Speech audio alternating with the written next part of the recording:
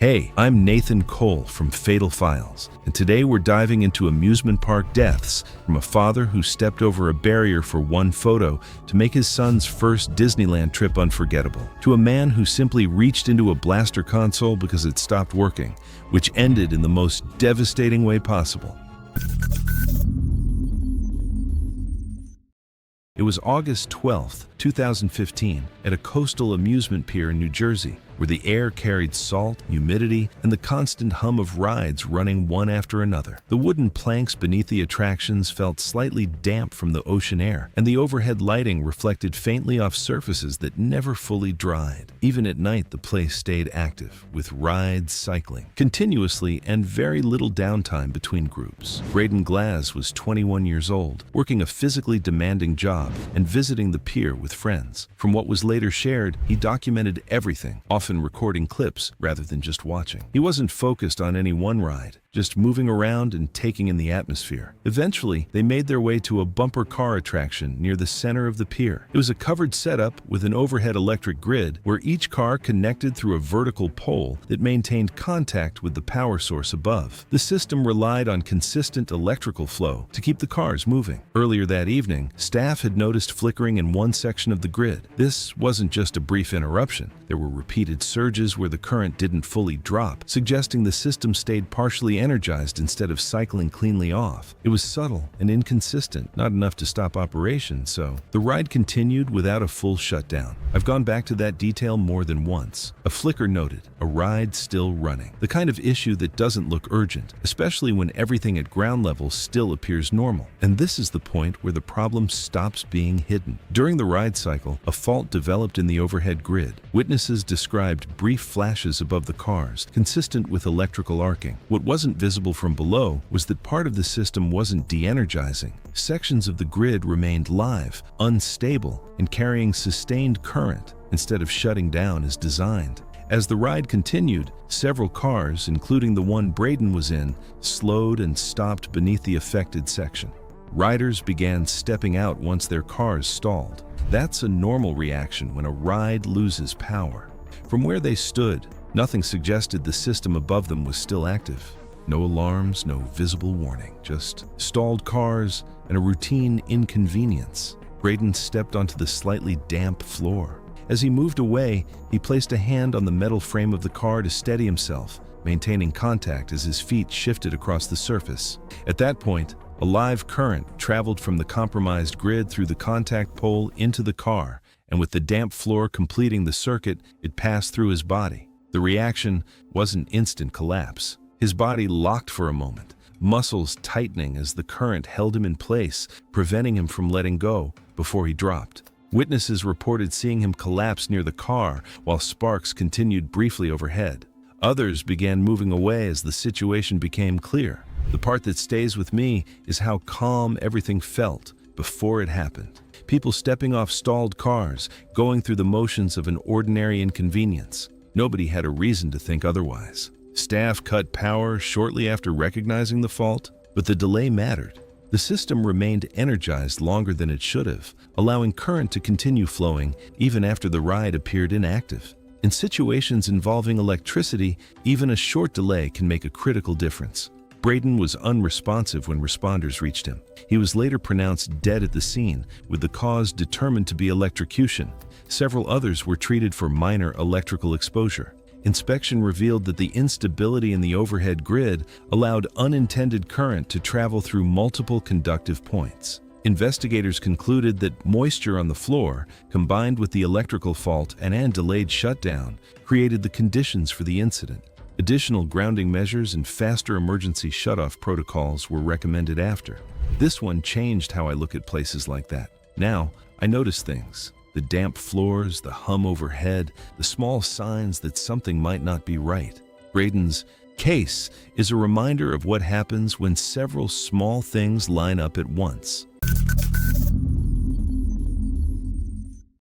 It was July 22, 2015, in Phoenix, Arizona, at a crowded water park where a lazy river looped under direct summer heat. Families floated past in tubes, kids stayed near the edges, and lifeguards scanned the water in a steady rhythm. From the outside, everything looked calm and controlled, but underneath, powerful intake systems were constantly pulling water through the ride to keep it moving. Earlier that afternoon, Laura Benton, 39, had been moving through the park like any other guest. She worked part-time as a cashier and spent most of her time taking care of her 2 kids. This trip was just a break from the heat, something simple and affordable. People described her as practical and careful, but also the type who didn't like unclear answers. If something didn't make sense, she pushed until it did. That usually works, until the answer is behind a fence for a reason. The lazy river itself looked simple, but it wasn't just water drifting in a loop. Thousands of gallons were being pulled every minute through intake points hidden along the channel. Those openings were covered with grates designed to spread out suction so no single point became dangerous. Under normal use, the system was safe. But up close, inside restricted areas, the force at those intake points could become dangerous if something blocked the flow directly. After about 15 minutes, she stepped out and approached a lifeguard,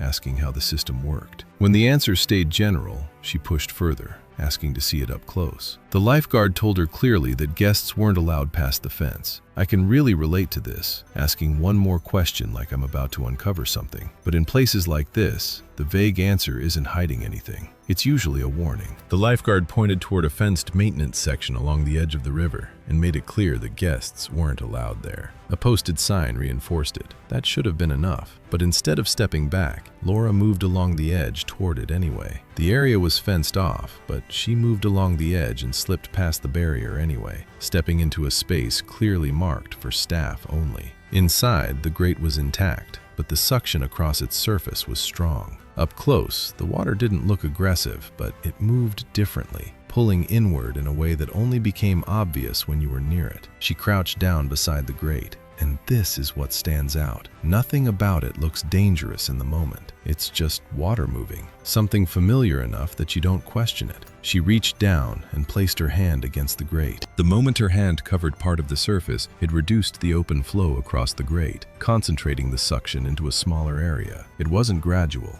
It locked instantly. She tried to pull back, but her footing slipped on the wet concrete.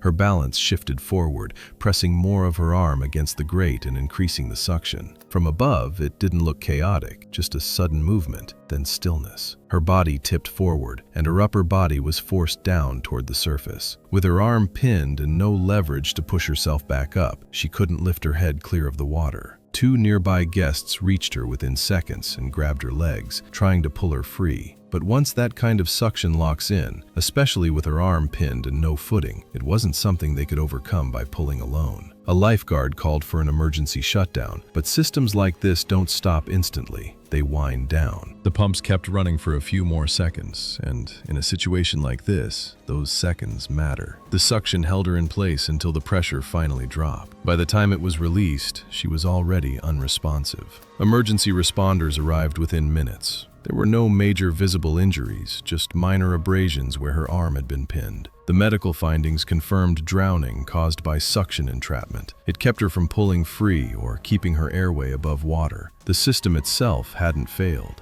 It was operating as designed. But in that moment, with direct contact, it became something she couldn't overcome.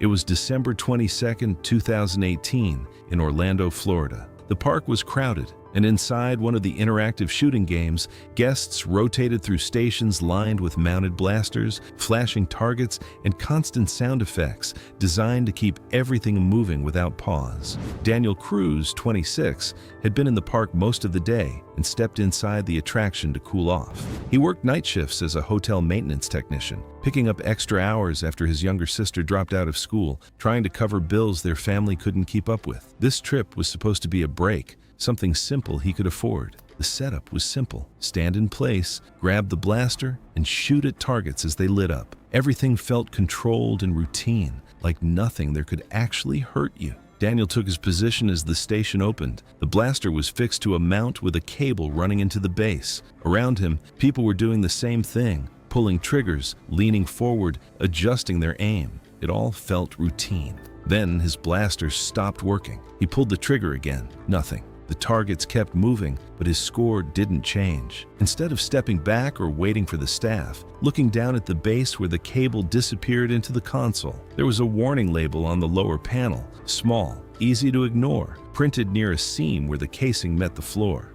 Most people wouldn't even notice it. Daniel did, but not in the way it was intended. He stepped closer and nudged at the panel with his shoe, like he was testing if it was loose. When it didn't move much, he crouched slightly and used his fingers to pry at the edge, trying to see if something had come loose inside. And I've seen people do that exact thing. Something stops working, and instead of leaving it alone, they start poking at it, like they can fix it in a few seconds. The panel shifted just enough. Not fully open, not broken, just enough to expose a narrow gap behind it where wiring ran into the unit. It wasn't meant to be accessed, but it wasn't completely sealed either. He reached in. It wasn't deep, like adjusting a cable or pressing something back into place. From the outside, it looked harmless. Plastic casing, low lighting, nothing that suggested real danger. But the position forced his weight forward, his balance centered over a narrow base while one hand was inside the unit. As he adjusted his grip, his footing shifted slightly. It wasn't a dramatic slip,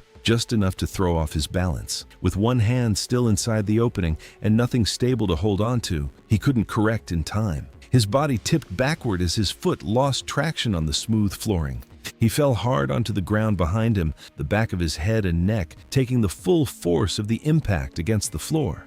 The sound cut through the noise of the attraction, sharp enough to draw attention, but not immediately understood. For a moment, it still looked like a simple fall. People nearby noticed first, then staff. He didn't move. The system was shut down as employees rushed over and cleared the area. Emergency services arrived quickly and began resuscitation, but there was no sustained response. He was pronounced dead shortly after. The medical examiner later ruled the cause of death as severe blunt force trauma to the head and cervical spine, consistent with a backward fall onto a hard surface. Investigators found that the panel had been partially loosened, but there was no equipment failure. The unit was not designed to be accessed, and the risk came from reaching into a restricted space while off balance. And when you break it down, the part that stands out isn't the equipment. It's how simple the decision was. He didn't break anything open completely, didn't force tools into it. He just saw something not working, pushed at it a little, and reached into a space he wasn't supposed to touch. It's the kind of thing people do all the time. Tapping machines, checking cables, trying to fix something in the moment because it feels faster than waiting. And most of the time, nothing happens. But this time it did, and that's what makes it feel so unnecessary.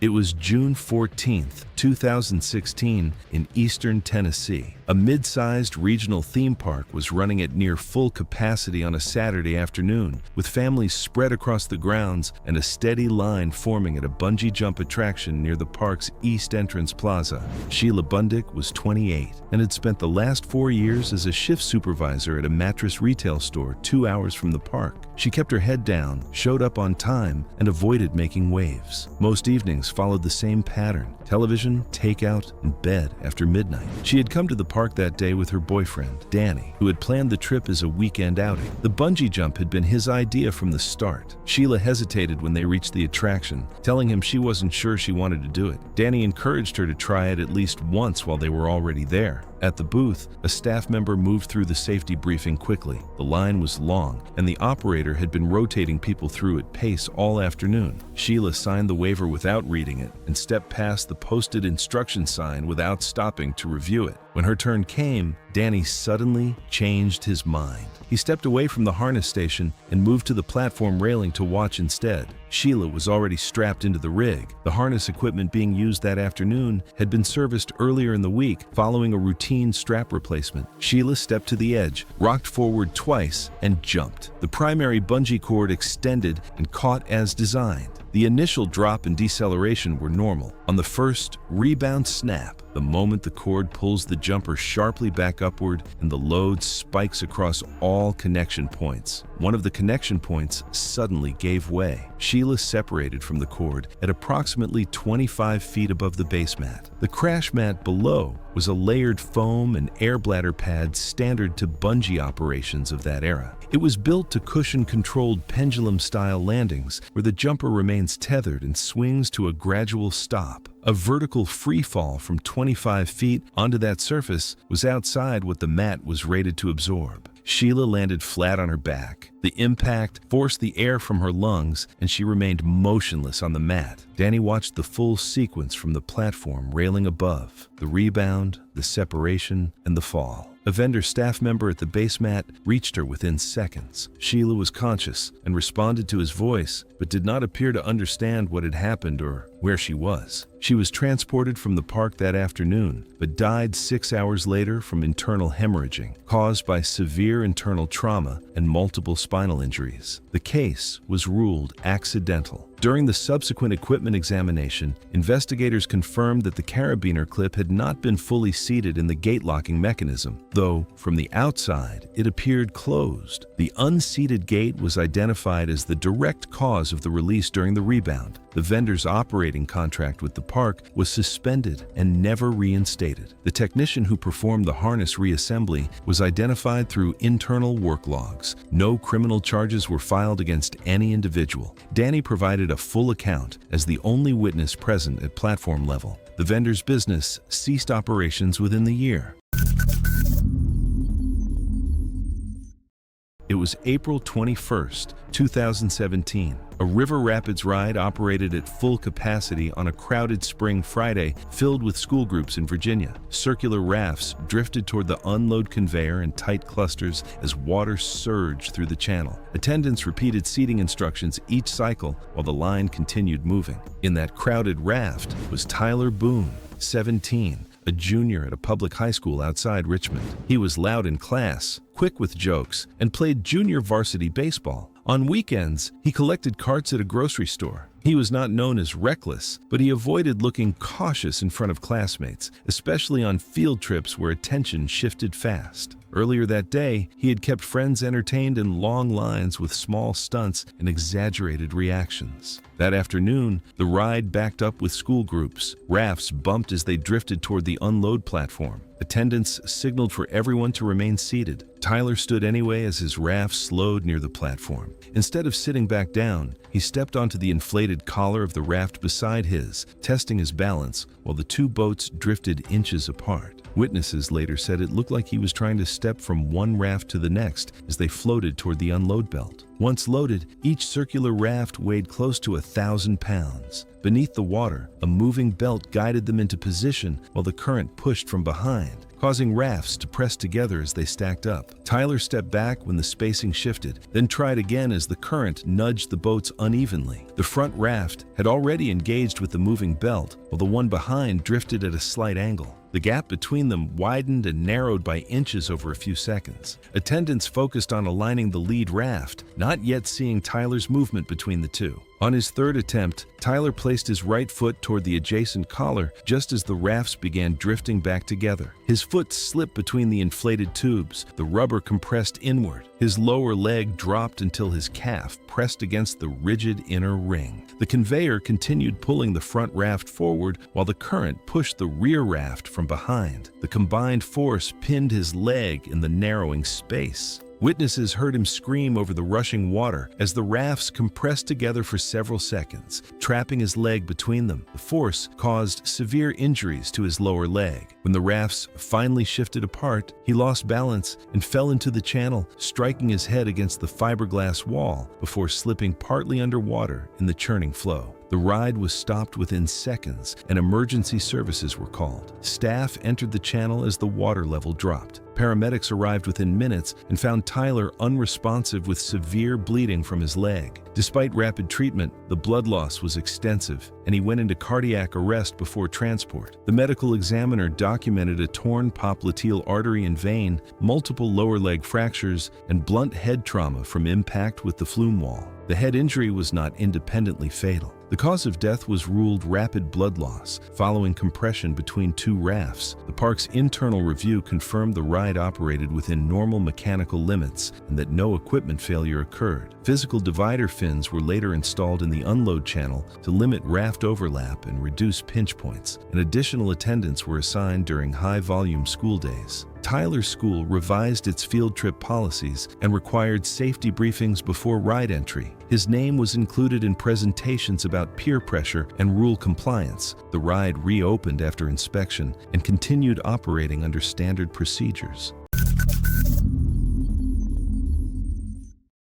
It was October 2018 at a state fairgrounds in Tennessee. The Midway was running its final night session of the weekend, and the crowds had thinned considerably by 10 o'clock, leaving mostly groups of younger adults and a few stragglers from earlier in the evening. The air had cooled as most of the food stalls along the outer edge of the Midway began closing down. Todd Bremer was 29 years old and worked as a freelance handyman, picking up jobs through word of mouth and rarely holding more than 2 or 3 in a week. He spent most of his free time at bars or outdoor events and had shown up to the fair that night with 2 friends and no particular plan. Todd had a tendency to treat anything with a mechanical or structural component as something he already understood well enough, a confidence that came from years of working on rooftops and ladders and that he applied broadly to situations that were not the same thing at all. The group had been on the Midway for a couple of hours when they stopped near the Ferris wheel toward the end of the evening. The ride was in its final loading rotation of the night, moving slowly as attendants filled the remaining gondolas. Todd began studying the outer frame of the wheel while the group stood at the perimeter. The frame was a standard spoke and rim construction with diagonal cross-bracing between the spokes, creating a series of accessible handholds from the ground up. Todd told his friends that climbing to one of the upper gondolas from the outside would be straightforward. His friends did not take him seriously. Todd finished his drink, set the cup on a nearby trash barrel,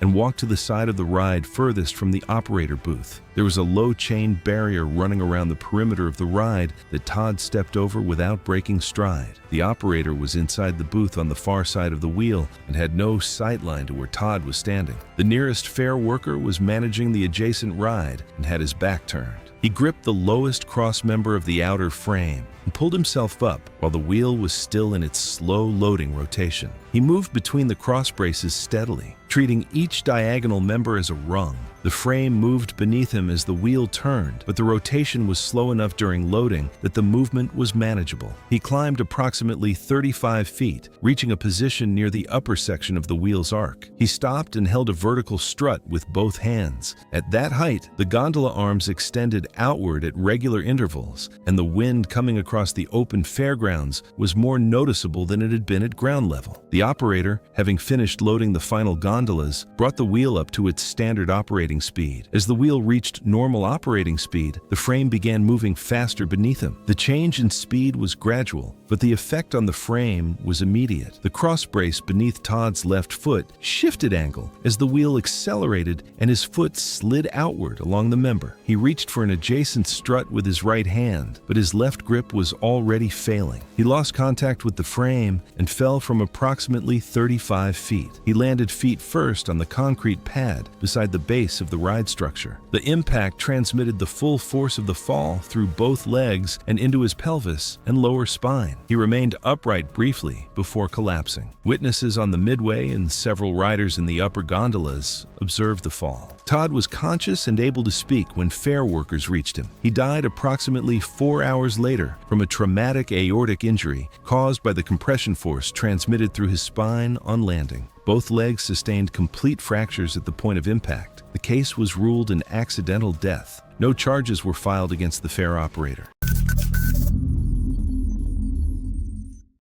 It was June 9, 2017, at a small amusement park in Indiana, where the air hung warm and still over a wooden roller coaster that creaked with every passing train. The structure stretched across the park like a lattice of aging timber, its tight curves and overlapping beams creating long, blind sections along the track. From the ground, visibility was limited, especially in the mid-course where the ride dipped low and curved back into itself. Once a train disappeared into that section, it stayed out of sight for several seconds. Caleb Rourke, 32, worked as a maintenance technician at the park. He had a reputation for handling problems quickly, the kind of worker who preferred fixing something immediately rather than shutting a ride down longer than necessary. Earlier that day, operators noticed a train returning slower than expected. It wasn't a full breakdown, but enough to call him in. The ride was stopped, and the last train was held in the station while he entered the track area through a side access point. Standard procedure required a full lockout, a physical measure that prevented the ride from being dispatched. Instead, the system was placed in a temporary hold. It was a shortcut that depended on coordination rather than a physical safeguard. Caleb moved along the track, stepping over wooden cross ties, inspecting wheel assemblies and guide rails along a mid-course section. He located the issue, a minor alignment problem, and reset the component by hand. It was the kind of fix that didn't take long, which made the decision to keep things moving feel routine. Once finished, he began walking back toward the nearest exit platform. The structure around him narrowed the path, beams rising on both sides and limiting how far ahead he could see. At the control booth, operators prepared to run a test cycle. The section where Caleb had been working was completely out of view.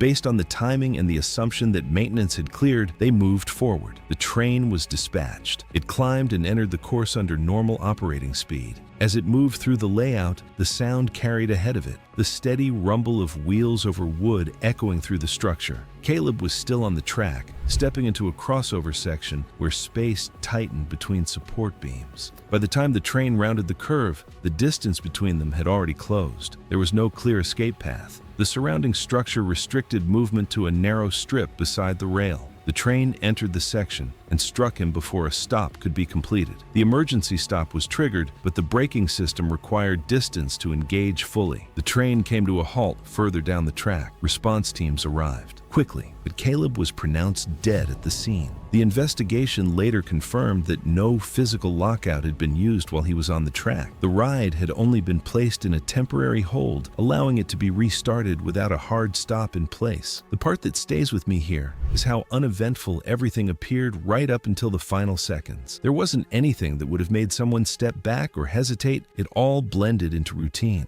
Everything depended on timing and assumption. One side believed the track was clear, while Caleb was still making his way off it. There was no mechanical breakdown forcing the situation. It came down to a gap in process. It's uncomfortable to realize how easily repetition can create a false sense of certainty. When a shortcut works often enough, it starts to feel like part of the system, even when it was never meant to be. And looking at how this unfolded, it's hard to ignore how routine it all was up until that point. This wasn't an unusual repair or a rare condition. It was a normal task, done the way it had likely been done before. In the end, investigators focused on that missing layer of protection. Not a broken ride, not a rare malfunction, just the absence of something that would have made restarting impossible while someone was still inside the track area. What makes this case linger is how preventable it feels when you trace it back. Every step followed a familiar pattern, and nothing in isolation looked serious enough to stop everything. But when those small decisions lined up, there was no buffer left to absorb the mistake. And the hardest part to process is how little separated a normal test run from what actually happened. The same track, the same procedure, the same timing. Just one person still inside the structure when everything restarted. No warning carried far enough. No barrier forced a pause. And once the train entered that blind section, there was no time left to correct it.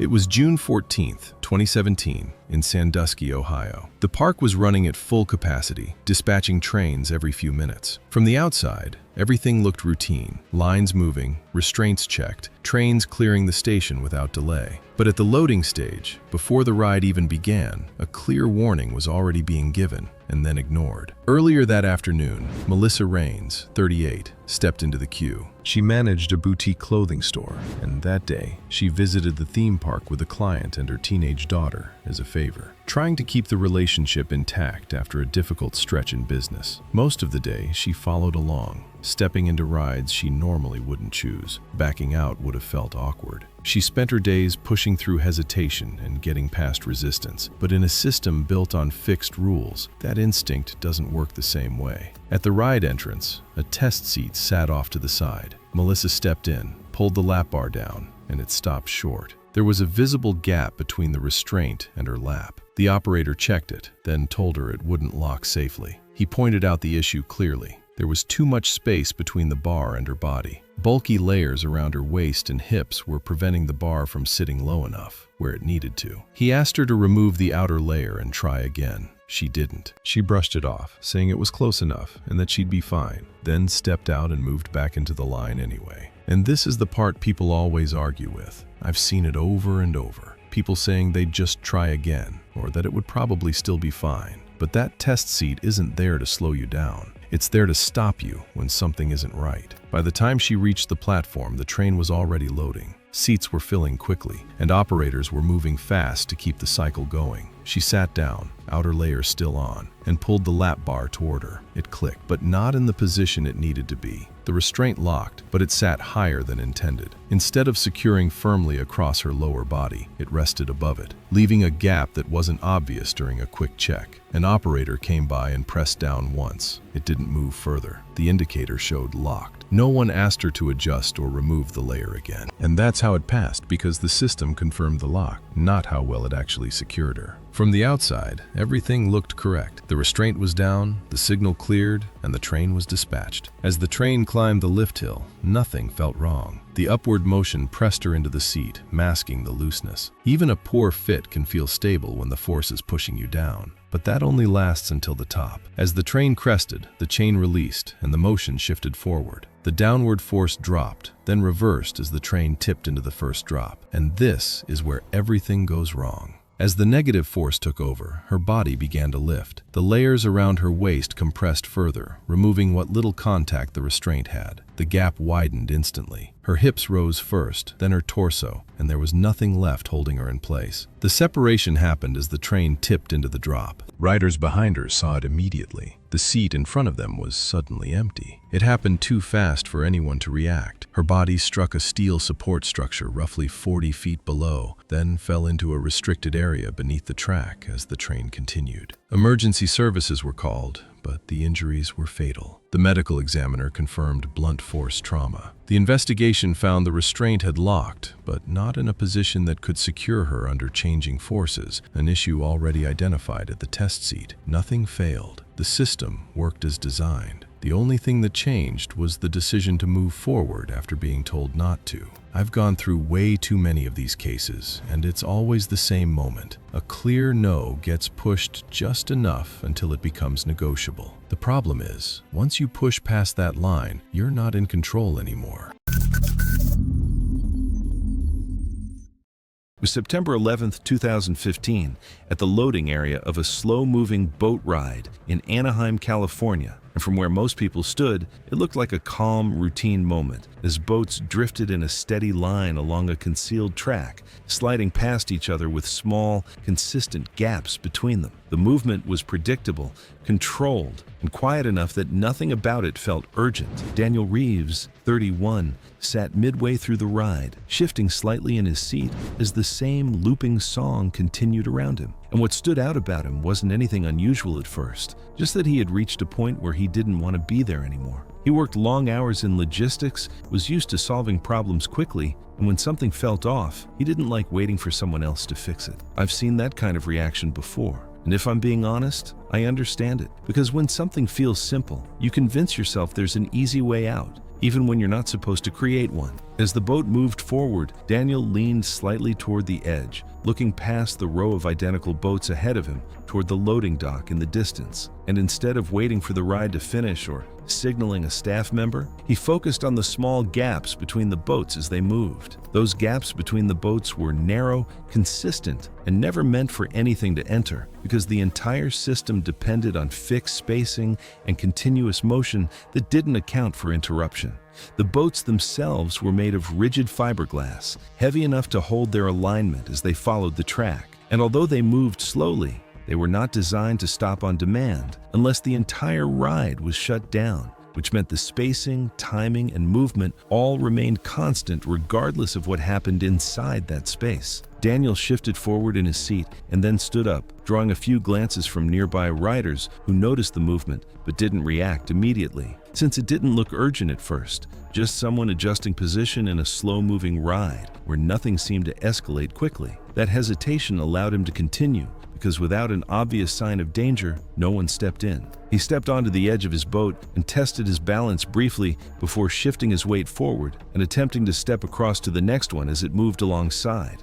The movement was unstable, his footing uncertain, but he managed to stay upright just long enough to keep going. That initial success mattered because it likely removed any hesitation and replaced it with confidence. He moved again, attempting to cross another gap as the boats continued their steady motion toward the loading area. But this time, The spacing wasn't aligned the same way, and that small difference was enough to change everything. As he pushed off, the next boat drifted just out of position, and instead of landing securely, his foot dropped into the narrow space between the two hulls, where it became pinned as the boats continued moving forward, the pressure building as the gap tightened around it. At first, it didn't appear serious because there was no immediate collapse or violent reaction, just a delayed realization that his foot wasn't coming back up. He tried to pull it free, but the grip held firmly, and the same traction in his boot that normally gave him stability now worked against him, locking it in place between two solid surfaces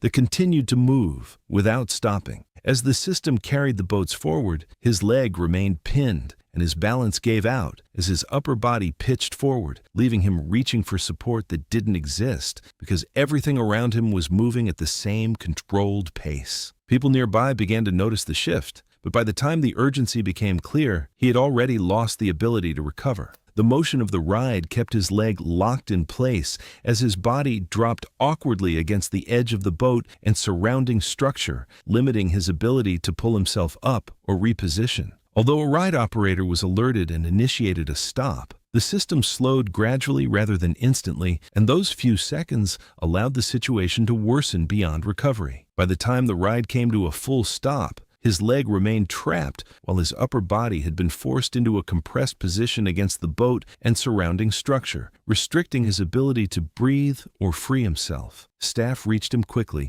and attempted to release the pressure, but the positioning required careful handling before he could be freed. Paramedics arrived within minutes and took over, but there was no effective breathing and no sustained pulse, and he was pronounced dead at the scene. The medical examiner later confirmed the cause of death as asphyxia associated with entrapment, meaning his leg became pinned and his body was forced into a position where his chest could not expand properly, leading to rapid loss of consciousness. And this is the part that stays with me. He made a choice to step between moving boats like it was nothing. But was saving a few seconds really worth it? It was September 7th, 2017, in Central Florida. A large regional theme park was running its Sunday afternoon parade in front of an estimated 2,000 spectators gathered along the main route. Ununice Driggers was 67 and had spent 22 years working in a school cafeteria before retiring 4 years earlier. She was up every morning by 6 a.m. out of habit, tended her garden before the heat set in, and usually had dinner ready by 5 p.m. She moved slowly, was hard of hearing on her left side, and when she focused on something in front of her, she rarely looked away. Her daughter had brought the family to the park for the day. Eunice's 2 grandchildren were participating in the park's junior performer program, placed in costume roles near the front of the afternoon parade. Eunice had been talking about seeing them in it for 3 weeks. She positioned herself along the barrier rope on a slight downhill section of the route well before the parade began, choosing a spot she believed would give her the best angle for a photograph. The closing float was a large, custom-built vehicle weighing approximately 5 tons, operated by a driver inside an enclosed compartment with sightlines limited to 2 small, forward-angled mirrors. The float followed the parade route slowly behind the final group of performers as it approached the slight downhill section near the finale stage. On the afternoon of the incident, the parade ran on schedule. Eunice's grandchildren passed her position early in the parade in their costumes, approximately 35 feet ahead of the closing float when it reached her section of the route. Eunice had stepped 18 inches past the barrier rope to get a clear photograph. She was focused on her camera and facing away from the approaching float. The closing float entered the downhill grade, approaching the finale stage. The driver applied the brakes at the standard point on the route, but the braking response was weaker than expected, and the float continued rolling down the grade. The increase in speed was gradual enough that spectators behind the barrier did not immediately recognize it as a loss of control. Parade music and crowd noise filled the route. Eunice's hearing loss on her left side meant she did not register the float approaching behind her. She was still looking through her camera when the float reached her position. The float's front left wheel assembly struck Eunice from behind. Several dozen spectators on both sides of the barrier witnessed the impact. The driver did not have a sightline to her position at ground level from his mirrors. The float traveled an additional 14 feet before coming to a stop against a decorative barrier at the base of the grade. Eunice died at the scene from crush injuries to the chest and abdomen. Her grandchildren were in costume 35 feet ahead, facing the stage when the impact occurred. Her daughter was standing behind the barrier rope approximately 20 feet away and witnessed the full sequence. The case was ruled accidental. During the subsequent review, investigators confirmed that the float's brake system had been the subject of 3 written complaints from the driver earlier in the season describing delayed braking on downhill grades. The reports had been logged by operations staff, but were never forwarded to the maintenance department. The float driver was not criminally charged. The park reached a civil settlement with Eunice's family within 4 months. Her grandchildren were escorted from the parade route by park staff before being returned to their mother. It was June 12, 2015. The afternoon heat pressed down on a steel drop tower as riders lifted slowly toward the top before falling in controlled cycles. Hydraulic systems raised the gondola, while eddy current magnetic brakes slowed the final approach near the bottom. Guests moved between shaded walkways and metal railings under a cloudless sky. Minutes earlier on the platform, Daniel Cross, 26, adjusted the brim of his baseball cap as the ride cycled upward. He worked at a regional warehouse loading delivery trucks on rotating shifts that began before sunrise or ended late at night. He liked routine and clear rules, but friends described him as quietly competitive. The kind of person who sometimes bent small rules just to prove he could get away with it. The drop tower lifted riders nearly 200 feet before releasing them into a rapid freefall sequence. A tall perimeter fence surrounded the tower base because once the carriage was released from the lift system, it descended quickly along vertical guide rails before the magnetic brakes slowed it near the bottom. Daniel rode in one of the outer seats with 2 friends. As the gondola dropped through the first braking stage, the wind caught his cap and lifted it from his head. It spun downward through the open air and landed on the gravel inside the circular base area beneath the tower. When the ride returned to the platform,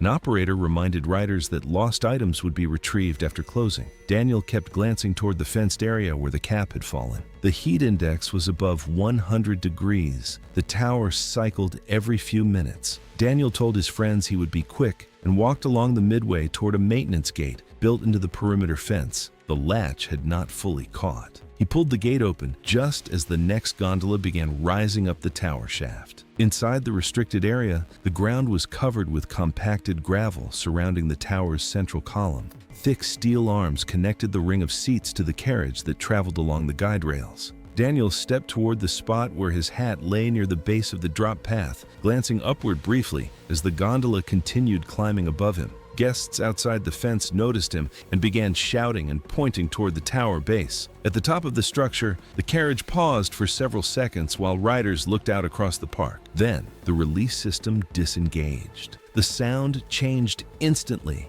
as the carriage accelerated downward along the guide rails. Emergency services were called as people continued waving and yelling toward the base of the tower, but the drop had already begun. Daniel turned toward the noise as the descending carriage rushed toward the lower section of the tower. He was standing inside the clearance envelope, a circular zone designed only for the moving ride structure. Witnesses described him stepping backward as the gondola approached. The lower carriage frame and footrest assembly passed through the base section at high speed and struck him across the shoulder and upper torso. The impact knocked him sideways across the gravel beside the tower column. The carriage continued downward into the eddy current braking zone, where powerful magnets slowed the ride before it reached the platform.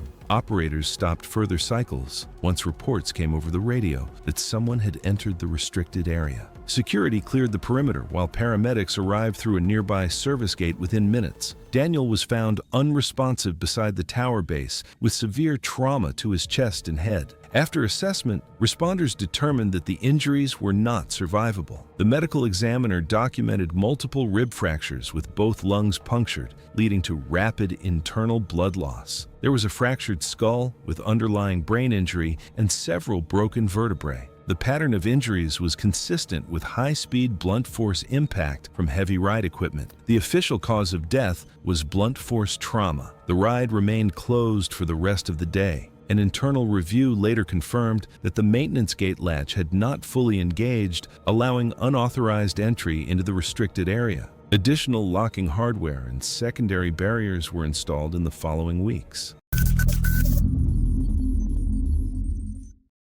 It was August 2017 at an outdoor water park in Georgia. The park was near full capacity on a Sunday afternoon, with most visitors gathered around the wave pool and the lazy river on the south end of the property. Shaded seating filled early, and long lines formed across the main attractions. Carl Mesplé was 51 years old and ran a small pressure washing business out of his home in the suburbs of Macon. People who knew Carl described him as someone who was difficult to argue with, not because he made strong points, but because he simply did not stop talking until the other person gave up. He had never been particularly athletic, but spoke about his physical condition in a way that suggested he believed otherwise. His son had organized the day trip and invited 2 family friends along. He had arrived at the park with a soft-sided cooler that passed through the entrance checkpoint with the rest of the group.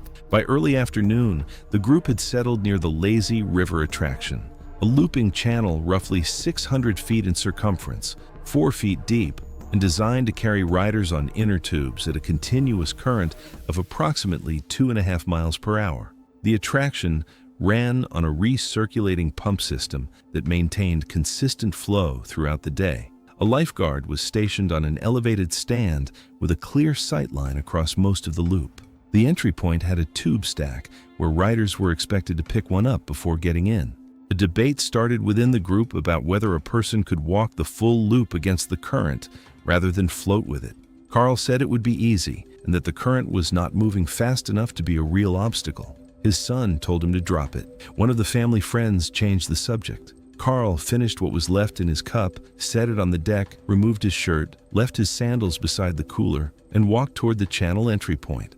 A lifeguard on the nearby stand called out that inner tubes were required for all riders. Carl waved a hand in the direction of the stand without turning around and stepped into the water without one. He entered against the current, which pressed steadily against his chest almost immediately. The water level sat between his chest and shoulders. For the first 100 feet, he made visible progress, planting each step carefully and using the channel wall occasionally for balance. The effort was considerably more than he had anticipated, and his pace slowed noticeably before he reached the first curve. At that section, the current naturally accelerated around the bend.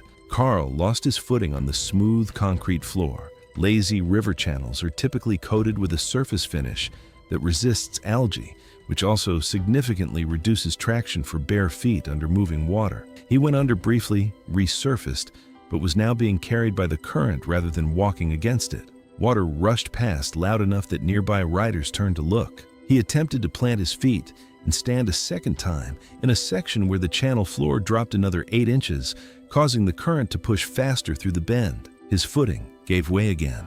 Witnesses floating in tubes nearby and several people standing on the deck above observed him go under and not resurface on his own. His body moved with the current for roughly 40 feet before coming to rest against a deflector near the next bend in the channel. Carl was removed from the water unresponsive and was pronounced dead. His son and the 2 family friends who had arrived with him were escorted from the attraction area shortly afterward. The cause of death was listed as drowning. A blood alcohol level recorded during examination was more than twice the legal driving limit. The case was ruled an accidental death. The park received a formal notice regarding enforcement of the tube requirement policy, but faced no further administrative action. It was May 19, 2015, at a large regional amusement park in Sandusky, Ohio. The day was clear and crowded, but controlled. Trains ran normally, no systems failed, no alarms sounded. What followed came down to timing, confidence, and a single decision made between dispatch intervals. Derek Marorrow was 38, a union electrician from Toledo who worked around live panels, moving booms, and rotating equipment. He knew how machines behaved and believed that understanding motion mattered more than posted rules. Co-workers described him as capable but impatient, quick to bypass procedures he thought slowed competent people down. He wore a brand new baseball cap he'd bought that morning, a limited run he'd searched for and paid extra to get. He liked how it fit and how clean it looked. Losing it felt careless and irritating, kind of mistake he believed shouldn't happen if you were paying attention. That afternoon, Derek stood near a gondola arm swing ride, the kind that rotates large, open gondolas on a sweeping mechanical arm. The arms swung out over a fenced exclusion zone, accelerating and decelerating in wide arcs. As a gondola passed, a gust from its movement knocked Derek's cap loose. It tumbled over the low barrier and landed on the gravel beneath the swing path, untouched. Witnesses later said Derek waited until the gondola arm swung past and the space beneath it cleared. From the queue line, several people saw him point toward the cap lying on the ground. Warning signs were visible along the fence. He stepped over it anyway. Phones were raised as he jogged into the marked exclusion zone.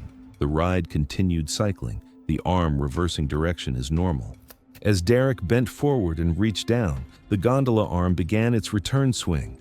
From the ground, it looked slow, but the video later showed the arm accelerating rapidly through its arc. Several witnesses said the first warning was the sound, a rising mechanical rush, seconds before impact. The gondola struck Derek high across the chest and shoulder line. The force lifted him backward and drove him into the steel support column at the base of the ride. His body folded against it, then collapsed onto the concrete pad beneath the arm. The gondola continued its swing for a brief moment before sensors registered resistance and triggered an automatic shutdown. Inside the gondola, riders felt a sharp jolt and looked down as screaming broke out below. Operators hit the emergency stop immediately and radioed for medical response as the ride locked in place. Park security reached the exclusion zone within minutes and cleared the guests back. Paramedics arrived shortly after. Derek showed no purposeful movement, no breathing, and no detectable pulse. Resuscitation was not attempted due to obvious fatal injuries. The coroner ruled the cause of death to be massive blunt force trauma. The initial strike crushed his chest, fracturing ribs inward and tearing major blood vessels near the heart. Secondary impact with the support column caused additional pelvic and head fractures. Loss of consciousness would have been immediate. Investigators concluded the ride operated normally. The exclusion zone was clearly marked and designed to account for the arm's full movement envelope. Entering it to retrieve personal property placed Derek directly in the path of the ride. The park reopened the following day. No citations were issued. Derek's union later held a closed safety briefing using diagrams of swing arm timing and clearance zones. His cap was returned to his family in an evidence bag, still intact. It was July 18, 2016, inside an indoor water park in Ohio, where the air felt heavy with humidity, and the constant sound of rushing water echoed through the enclosed structure. The lighting barely changed, giving the place a controlled, almost artificial atmosphere. Lines moved steadily, and riders kept entering slides without pause. Haley Vant was 19, working a part-time job, and had come to the park with co-workers after a late shift. She had energy even after long days, the kind of person who kept things going when others were ready to leave. That night it was her, but there was something more specific driving her. Earlier, she had timed one run on the enclosed body slide, fast enough to turn into a small competition. Quick glances at phones, laughing claims about the best time. She wanted one more run to beat it. They had gone through several attractions, but she kept returning to that same enclosed slide. It was fully covered, around 180 feet long, with tight curves. Earlier, staff noted the water flow wasn't as strong. It had been reduced due to a partial blockage, but the ride remained open. Riders were spaced manually. At one point in line, someone mentioned the slide felt slower. She heard it and chose to go anyway, even joking she'd push off harder to make up for it. By the time she reached the front again, spacing wasn't consistent. The rider ahead entered slowly and didn't build enough momentum. What happened next had to be pieced together. No one outside saw it in real time. She entered feet first, pushing off harder than before, gaining speed at first. But deeper into the slide, reduced water flow started to matter. Friction increased, slowing her earlier than expected. You can feel the shift before it fully happens. The speed drops early. The sound of water changes. The slide doesn't carry the way it should. As she came around one bend, she hit the rider ahead, hard. A sudden stop that folded her forward into the curve. That was it. The exact moment everything locked in place. From here, there was no clean way out. The rider ahead had stalled. Now both were stuck in a tight section with no movement. Within seconds, it escalated. Another rider entered behind her, unaware, and slammed into the same bottleneck. The space compressed instantly. What had been a delay became a full blockage. Haley's position shifted from the impact. Her upper body forced forward and twisted. There was nowhere to go. Someone behind, someone in front, hard walls on both sides. Then the water kept coming. Instead of carrying them forward, the water pushed into the block section, hitting them in uneven bursts. It wasn't enough to move anyone. She tried to move, but there was no space. The curve and the other riders kept her in place. From there, she couldn't reposition. Her breathing became uneven as water kept getting in the way. She couldn't get a full breath. Inside the enclosed tube, sound didn't carry well. Any calls for help stayed inside. At the top, dispatch continued briefly before operators realized riders weren't exiting on time.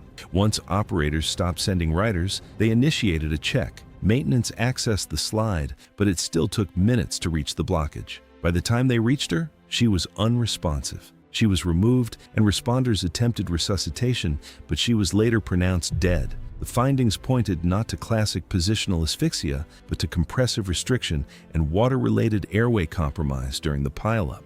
She couldn't get effective breaths while intermittently inhaling water, trapped with no way to recover, made worse by the delay. The review pointed to reduced water flow, inconsistent spacing, and delayed recognition. The slide was closed and procedures were adjusted. And honestly, this is the part that stays with me. Nothing about this started as dangerous. It was routine, until the exact moment it wasn't.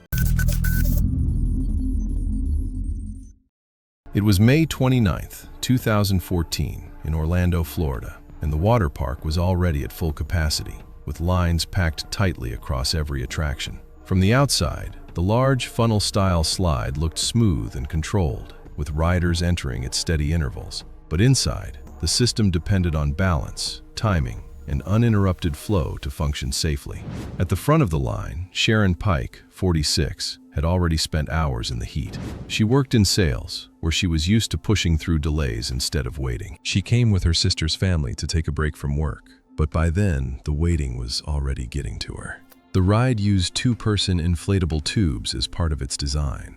The combined weight kept the raft stable through the enclosed sections. At the gate, attendants stopped her and told her she needed a second rider before dispatch. She didn't step back. She told them she didn't want to wait and that she'd just go alone. The attendant repeated it. 2 riders only. There was a pause. The line behind her tightened, people shifting forward, and another group was already being staged. She stayed at the gate instead of moving aside, holding her position. A second attendant stepped in, trying to pair her quickly with another rider, but she waved it off and kept her hands on the tube, already angled toward the entry. And this is where it shifts, because the warning wasn't missed. It was given clearly, twice. When the gate opened for the next dispatch, she moved forward with it before the staff could stop her, entering the slide alone. Seconds later, the next raft entered and collided with her at speed. That single impact was enough to cause fatal injuries inside the confined section. At first, everything appeared normal. The raft dropped into the enclosed section and the water pulled it forward. But almost immediately, the missing weight changed how it responded to the current. Within seconds, it began to wobble. As it moved through the first curve, the front lifted slightly while the rear dipped, shifting the center of gravity. That shift caused the raft to rotate off-center, placing it at an angle against the flow. And this is where everything starts to come apart. The raft tipped, and she was thrown partially out, losing her seated position as the water carried both her and the tube forward. Instead of staying aligned with the current, her body turned sideways as she entered the next curve. Her speed dropped. The water kept pushing, but she was no longer moving with it. She wasn't fully pinned, but she wasn't clear either, caught in a position that disrupted the flow just enough to slow her down. Seconds later, the next raft was released. The rider behind had no warning. No visibility inside the enclosed section. No way to stop. The raft caught up and collided with her at speed. The impact forced her further into the curve, pushing her into the slide wall before continuing forward. By the time operators noticed the delay between dispatch and exit times, the damage had already been done. And this is the part people don't think about. The ride doesn't recognize something like this right away. It keeps running until someone stops it. Operators initiated a manual shutdown after noticing irregular timing and reports from riders exiting the slide. Staff entered through an access point and located her inside the enclosed section. She was unresponsive. Emergency responders arrived shortly after, but the injuries were already severe. The medical examiner later confirmed the cause of death as blunt force trauma, consistent with a high-speed impact inside the slide. The investigation confirmed the sequence. A single rider entered a two-person raft, leading to instability, partial ejection, loss of alignment, and a collision with the following rider. No mechanical failure was found. The system operated as designed. What stands out is how normal it begins. I've seen people ignore small ride rules like this all the time, assuming nothing serious will happen, and most of the time, nothing does, until one time it does. After the incident, procedures were updated to strictly prevent single riders from using multi-person rafts under any circumstances, removing any possibility of imbalance at dispatch, because in the end, nothing broke. It was July 18, 2016, in Anaheim, California, and by early afternoon, the parade route had filled in tighter than usual, with families pressed shoulder to shoulder along the barriers, phones raised, waiting for the floats to pass. And from a distance, everything still looked smooth, even though the space between the moving platforms and the crowd had already started to narrow. That's where Daniel Reyes, 36, made a decision that only takes a second to commit to, but doesn't leave room to undo. He was there with his wife and their 8-year-old son, Mateo, on their first trip to Disneyland. It was something they had planned for months, saving where they could, booking everything carefully, building the kind of trip you tell your kid is going to be unforgettable. Daniel worked as a delivery driver, long hours, steady routine, not the kind of job that leaves a lot of room for breaks like this. But this trip mattered to him. He was the one who insisted they do the parade, the photos, the full experience. He wanted Mateo to remember it. I get that mindset more than I probably should, because when you're with family, especially kids, there's this pressure to make moments feel bigger than they actually are. And by that point in the day, they already had a phone full of pictures, poses with various characters and attractions, the kind of everyone takes on at Disney. But Daniel wanted something different, something funny, something that would stand out later. As the frozen float approached, Mateo pointed it out immediately, pulling at his dad's arm, already excited. Daniel stepped forward slightly, angling his phone, then hesitated. And this is where the decision happens. Instead of staying behind the barrier, he stepped over it. Not in a rush, just quick enough that no one stopped him. He moved alongside the float for a couple of seconds,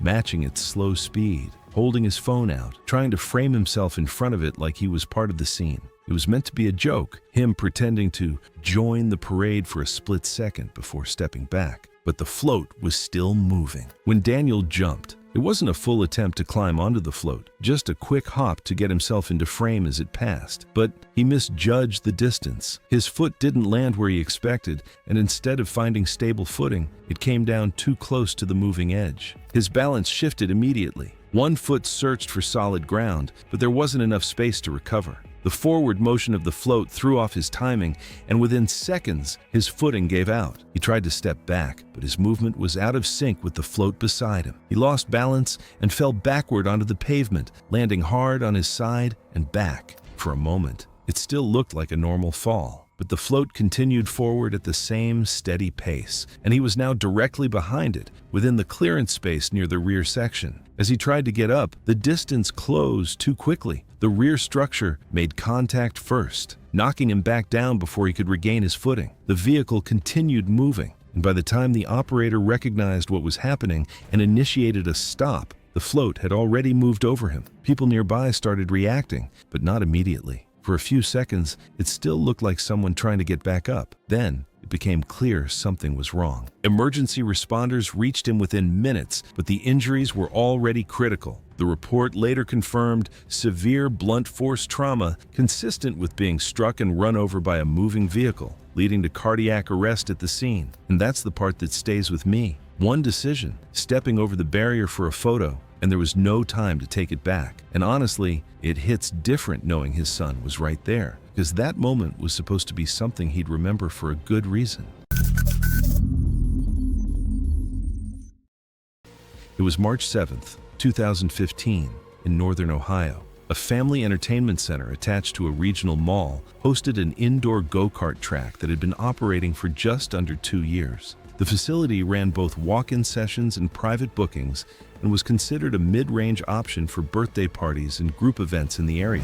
Gary Pitman Jr. was 16 years old and a sophomore in high school. He lived with his mother, his grandmother, and an older sister in a 2-bedroom apartment about 20 minutes from the mall. His days followed the rhythm of most teenagers. School during the week, time on his phone late into the evening, and weekends that never seemed long enough. He was restless in the way that made him hard to keep in one place and almost impossible to keep still in any environment that had noise and movement in it. He was not a bad kid, he was just always in motion. His grandmother had booked the outing 3 weeks in advance, a Saturday morning slot. 2 hours, private booking, 11 friends, and 6 adults. Gary had been talking about it since the invitation went out. The indoor track was already loud and busy when their session began, the gas-powered carts circling continuously once the race started. The facility's ventilation system had been running inconsistently for several weeks before the party. Staff had mentioned the problem to the shift manager on several occasions, but no maintenance request had been filed and no repair was scheduled. Adults started feeling effects around the 35-minute mark. One mother sat down along the track wall, assuming she was coming down with something. A staff member noticed 2 attendees sitting near the pit lane and attributed it to bumped carts and overstimulation. Nobody connected the symptoms to the air. Gary was the smallest and lightest person at the party. Carbon monoxide spreads quickly through enclosed air, but body weight and breathing rate determine how quickly blood CO concentration reaches dangerous levels. Adolescents can be significantly lighter than the adults present, and physical activity increases breathing rate. The same airborne concentration can therefore produce a higher toxic load in a smaller, more active body.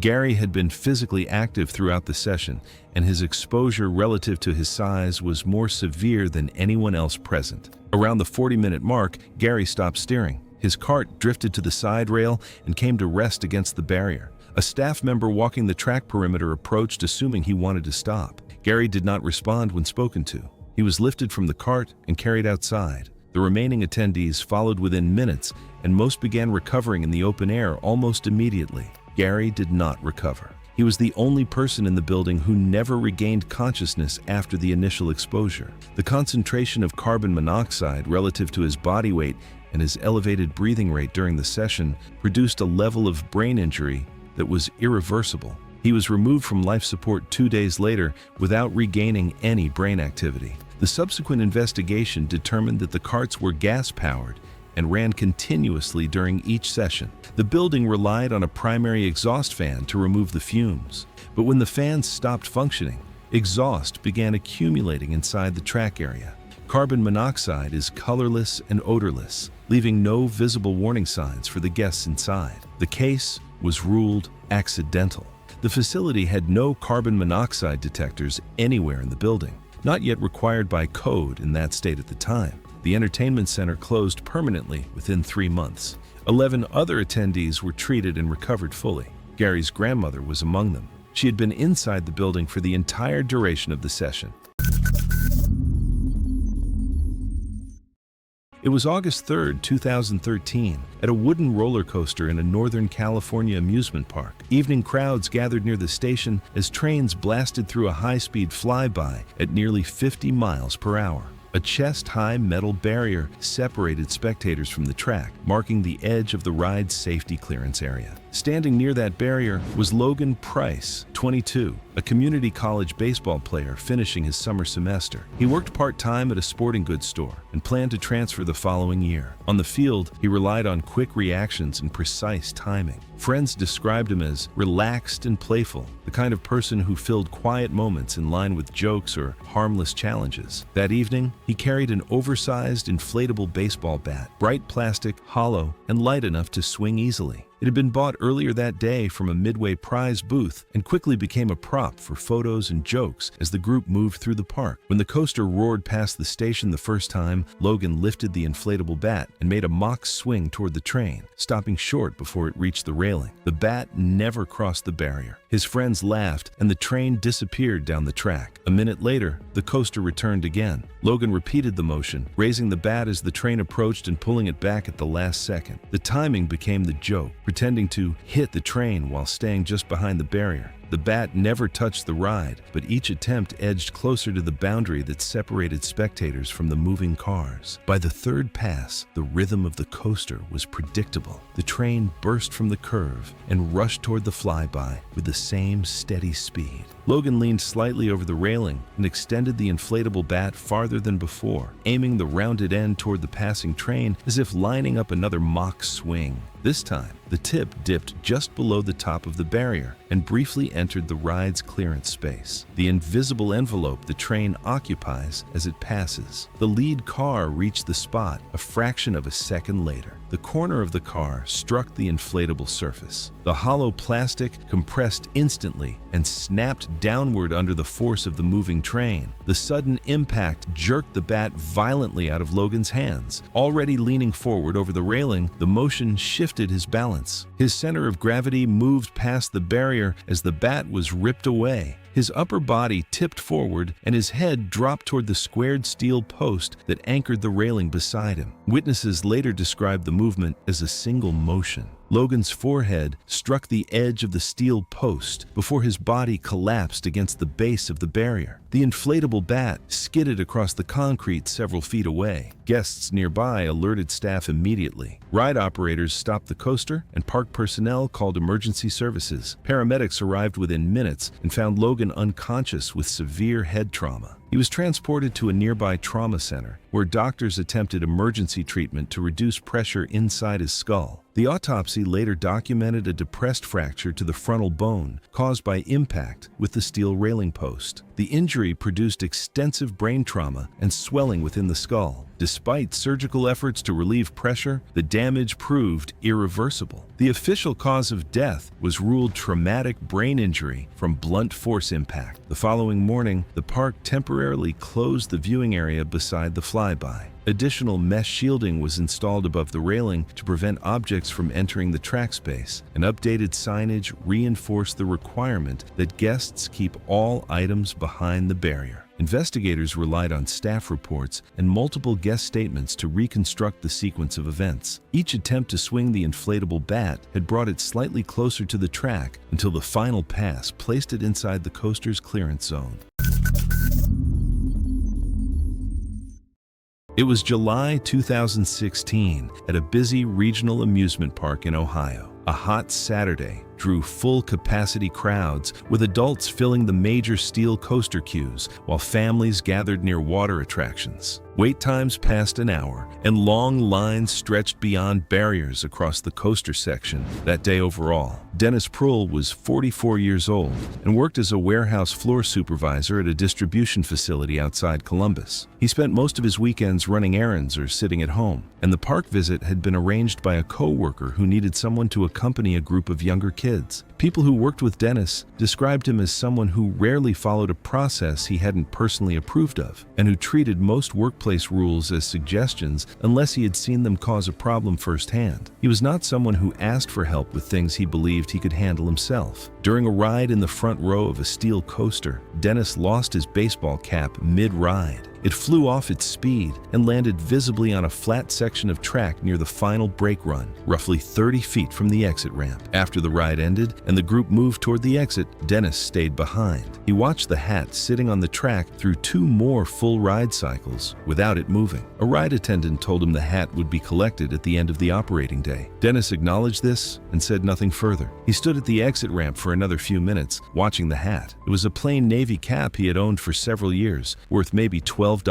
The attendant's solution was reasonable and he knew it. He also knew the hat was sitting in a spot that looked, from where he was standing, completely accessible. To Dennis, the end-of-day offer felt like an unnecessary wait for a problem he could solve in under 2 minutes. He spent the next several minutes walking the perimeter fence around the ride structure. On the far side of the coaster, partially screened by a maintenance shed and a row of shrubs, he found a gap between the fence and the shed wall wide enough to pass through. He waited until the ride operator stepped inside the control booth during a loading pause, then moved through the gap and onto the gravel service path running alongside the track structure. Dennis moved along the service path, staying close to the support beams. The hat was sitting at the base of a banked curve near the brake section, and he reached it without difficulty. He picked it up and turned back toward the gap in the fence. To get around a low support beam crossing the path, he stepped across the track structure to get around the low support beam. From where he was standing, the track looked clear in both directions. A low metallic rumble carried through the structure as the next train rolled down from the lift. From ground level, approaching trains released from the station were difficult to see until they had already entered the brake run. At that moment, a second train, already loaded and released from the station, cleared the lift hill and entered the brake run. Coaster trains in brake run sections typically travel between 15 and 30 miles per hour before the brakes engage, depending on a ride design.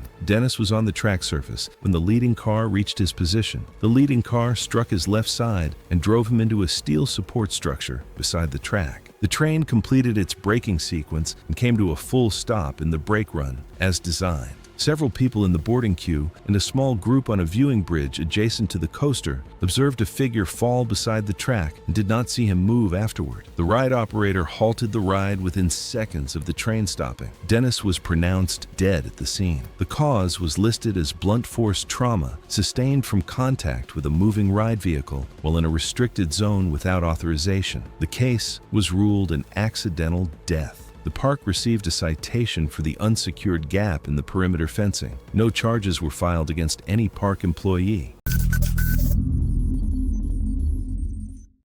It was June 22, 2014, at a regional amusement park outside Atlanta. Heat pressed down on the asphalt, stretching wait times and tempers. Phones stayed raised for reaction clips. The coaster cycled on schedule all afternoon. One teenage decision turned a routine dispatch into a silent shutdown and a recovery scene. Eli Carter was 16, a high school junior who split his time between classes and football conditioning. He was lean, competitive, and openly resentful of being corrected. He ran a small stunt Instagram for friends, minor dares edited to look fearless. He wasn't chasing fame. He wanted evidence he could outdo everyone watching. 2 weeks earlier, coaches benched him for ignoring tackling form instruction. Eli took it as disrespect rather than a correction. Friends later said he became louder after that, more performative. When phones came out, he pushed harder, framing defiance as confidence and treating every recorded moment as something he needed to win. That morning, Eli came with 3 friends and a friend's younger brother as a summer outing before school restarted. They traded phones in line and planned who would film whom. Eli kept repeating one idea: stand on the first drop to feel weightless and to catch it clearly on video. They chose a coaster using lap bars designed to lock a seated rider at the thighs and hips, relying on body weight staying low, especially at the crest when the train tips into a drop. The recorded safety message played. Several riders later interviewed said the group laughed through it. After the bar came down, Eli pressed the bar twice and nodded. On the lift hill, he slides his hips forward a few inches, creating visible slack at his thighs. To other riders, it looked like restless movement. On camera, it's clear his pelvis shifts closer to the seat edge. At the top, just before the chain disengaged, Eli planted his palms on the lap bar and pushed up like a dip. As the train tipped, the train accelerated downward beneath him. He didn't leap. The downward acceleration pulled him out. His hips cleared the bar first, then his torso rose above the restraint line. In the next instant, his legs follow into open space. Platform-mounted security footage later corroborated the timing of the fall. Eli struck the edge of a maintenance catwalk and then the support area below, with a dull impact distinct from the coaster's roar. The phone video shows him rise and vanish mid-frame, then the camera jerks down and the audio becomes layered, screaming.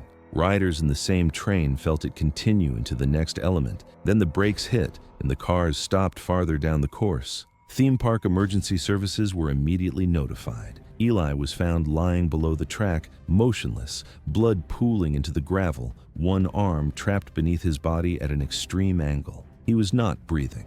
Medics assessed for a pulse, briefly assessed airway and circulation, but the extent of head and neck injury was immediately apparent. Resuscitation efforts were discontinued, and death was pronounced shortly. The medical examiner ruled the cause of death catastrophic blunt force trauma. The primary fatal injury was a high cervical spine fracture, meaning the neck broke high enough to instantly disrupt breathing and heart control, with additional head injury and internal bleeding. Toxicology was negative. The report stated the restraint functioned as designed for a seated rider and that standing created a foreseeable ejection risk. Investigators collected the on-ride phone recording, bystander footage, and platform surveillance before closing the ride for inspection. In the weeks that followed, Eli's school quietly banned stunt challenge content tied to team activities after students attempted to imitate the behavior in controlled settings. It was October 3, 2017, at a traveling fairground in Texas where the air felt warm and slightly humid, carrying the mix of food stands, dust, and machinery running non-stop. The ground was packed dirt, worn down by constant foot traffic, and the lights from the rides flickered against the darkening sky. Everything about the place felt temporary, assembled quickly, and expected to keep moving. Lyra Scoff was 24 years old, working freelance and building a visual portfolio centered around motion, specifically how things move under stress. She was drawn to the physics of it, the way force reveals itself in structure. That night, she was at the fair, partly to enjoy it, but partly to study it. She had her camera, and she was looking. That detail matters more than it seems. She spent the early part of the evening observing rides before riding them. She watched how things moved, clocked the rhythm of cycles, noticed the way certain structures handled load. It was habit. She approached everything with that kind of attention. She eventually made her way to a chair swing near the center of the fairground,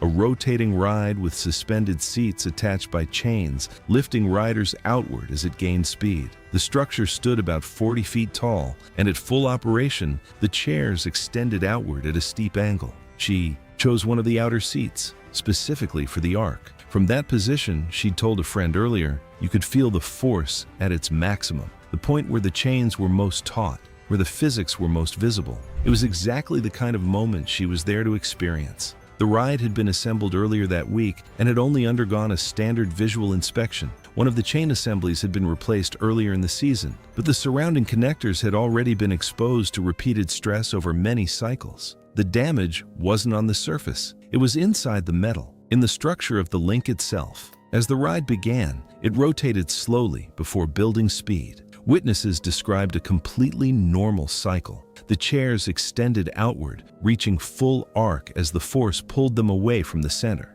At that point, the chains were under maximum tension. This is exactly the moment Lyra had chosen the outer seat to feel. Near the top of her, chain assembly, a connector link weakened by repeated stress and minor corrosion reached its limit, not from anything unusual, but from exactly the force the ride was designed to generate. The load it had handled hundreds of times before. This time, the margin was gone.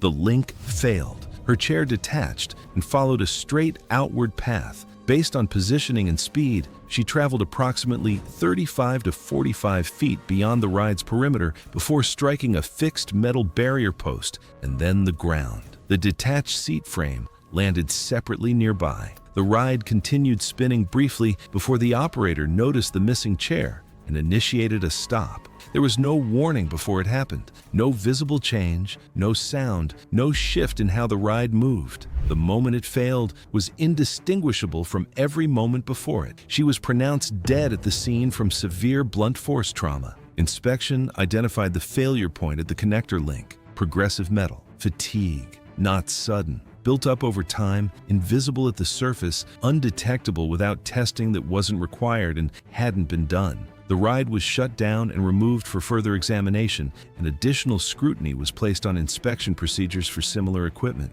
She was looking at the right thing, just not from the right side of it. It was October 11th, 2018, in Valencia, California. The park moved in its usual rhythm, lines advancing, gates opening, platforms resetting in steady cycles. From a distance, everything looked predictable, but that predictability depended on one condition. Guests stayed behind clearly marked boundaries. Earlier that afternoon, Diane Kesler, 52, had been moving through the park differently than most guests. She owned a cosmetics business where control and timing shaped how she handled situations, and that carried over into how she dealt with delays. She was at the park with clients after a slow stretch in business, and VIP access had worked in her favor all day. With shorter lines and fewer restrictions, the rules started to feel flexible.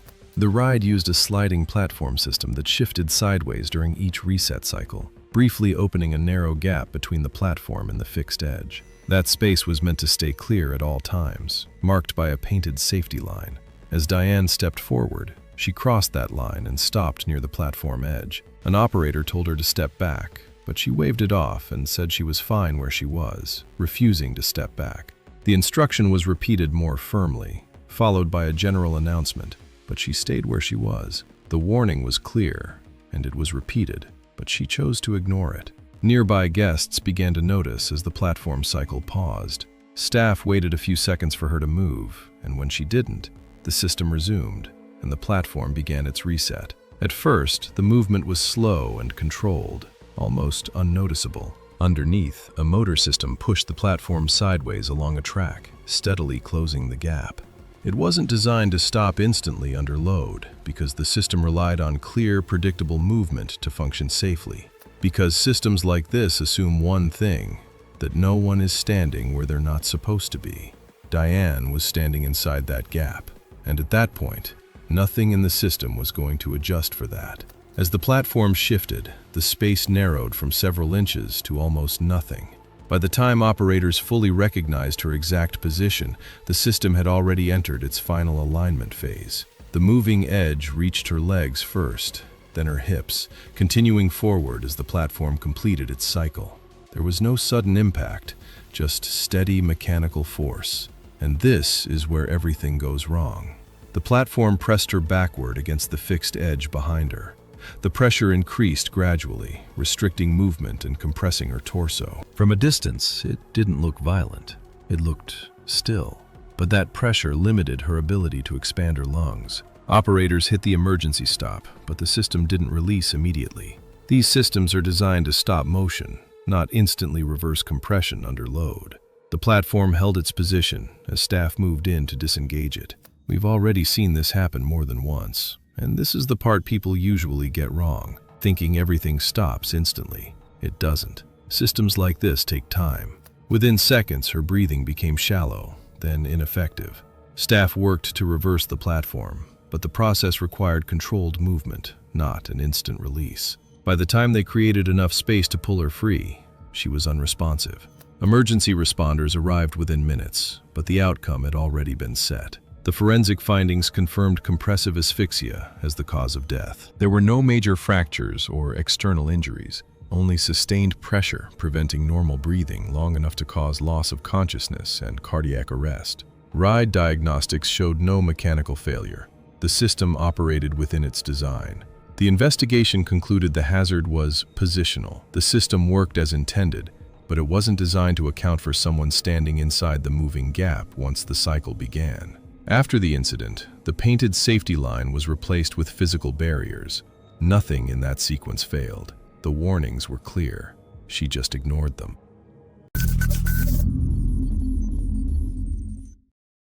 It was March 9th, 2014, in Anaheim, California. Midday, packed crowds, the kind of heat that makes everything feel slower than it actually is. The meet and greet line at Town Square stretched longer than usual, with kids waiting, parents hovering, and staff quietly trying to keep everything moving in a space that only works when people follow the flow. A few spots back stood Darren Hol, 26. He wasn't there for photos. He'd come in with his girlfriend, but by that point, he was already irritated with long lines, slow staff, and what he kept calling pointless rules. He worked in freelance sales, the kind of job where confidence easily turns into stubbornness, especially when things don't go your way. I've been in lines like that, where everything starts to feel slower than it actually is, and you catch yourself getting annoyed over things that don't really matter. And what set him off wasn't anything big. It was Mickey. Darren had a folded document in his bag related to a personal issue, and he brought it out and asked for a signature.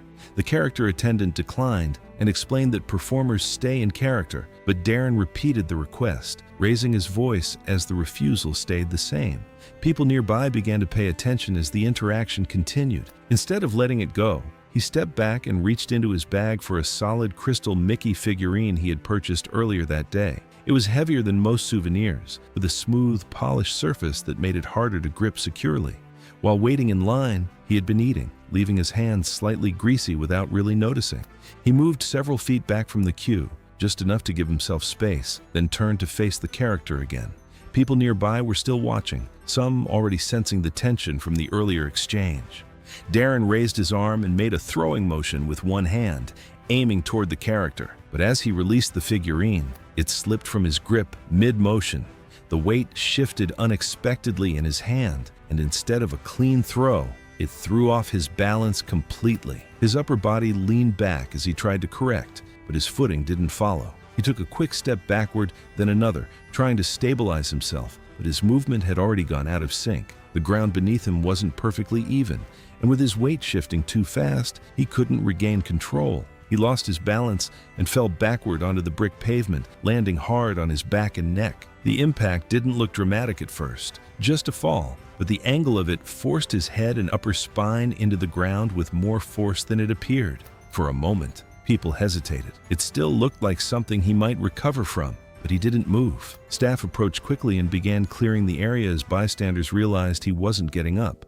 Paramedics arrived within minutes and began assessment, but he was unresponsive. He was later pronounced at the scene. The cause of death was determined to be severe cervical spine trauma resulting from the backward fall. Investigators reviewed footage and witness recordings and found no equipment failure or external malfunction. The sequence came down to a single moment: the loss of grip, the shift in balance, and the fall that followed. For me, this wasn't about crossing a line. It was a few small decisions that led to one fall he couldn't stop. It was August 19th, 2017, in Central Florida. A large regional theme park was running at peak summer attendance. Near the park's main thoroughfare, a stretch of themed landscaping lined both sides of the walkway, anchored by a series of large decorative prop trees that had been permanent fixtures since the park's original construction in the late 1990s. Ricky Gafford was 44 and worked long-haul trucking routes across the southeastern United States. Most of his time was spent on the road, sleeping in his cab between deliveries and stopping at diners along the interstate. That week, he had a rare 2-day gap between routes and was passing through Central Florida on the way to his next pickup. Instead of continuing straight through, he decided to spend a few hours at the park, something he had never visited before. Like many truck drivers used to wide-open rest areas and highway stops, Ricky tended to walk along the quieter edges of crowded spaces rather than staying in the middle of the flow. As he moved along the thoroughfare, he drifted toward the landscaped border beside the path, just a few feet from the base of the decorative tree line. It was mid-morning and the thoroughfare was moderately busy. Ricky walked along the left edge of the path, slightly inside the planted border separating the walkway from the landscape bed at the base of the tree line. He was not looking up. One of the prop trees nearest to him toppled suddenly and laterally across the walkway over approximately 3 to 4 seconds. Several guests in the immediate area witnessed it fall. A family of 4 walking approximately 15 feet behind. Ricky saw the tree come down. 2 guests seated at a nearby outdoor eating area had a direct sight line to the base of the tree at the moment of the collapse. The fiberglass shell and internal armature struck Ricky across the upper back and head. The structure weighed several hundred pounds. He did not move after the impact. Park staff reached the scene within minutes. Ricky died at the scene from blunt force trauma to the head and cervical spine. He had been at the park for less than 2 hours, and there was no one with him. The subsequent structural assessment explained what had caused the collapse. The tree that fell was approximately 22 feet tall, constructed around a central steel rod armature embedded in a concrete base during the park's original installation. Its exterior was a fiberglass and resin shell, shaped and painted to resemble a mature oak. From the outside, it had looked solid. No cracking, no leaning, no surface deterioration. but the internal steel rod had been exposed to years of water intrusion through hairline cracks in the base seal, a slow accumulation of moisture working at the metal from the inside. Corrosion of this type can progress internally for years without any external warning signs. The base rod had been deteriorating for an estimated 3 to 4 years before it failed. The inspection records told a different story about what had been done to catch it. The decorative trees along that thoroughfare had been noted as visually checked and cleared in the 2 preceding seasons. The inspection process involved a walk-past visual assessment only. No structural testing, no base integrity check, and no internal examination of any armature had ever been performed on the prop trees since their original installation nearly 2 decades earlier. There was nothing in the inspection protocol that would have found what was happening inside. The assessment of the remaining prop trees confirmed corrosion damage of varying degrees in several other base armatures. The trees were removed from the park grounds within the following week. The case was ruled accidental. No criminal charges were filed.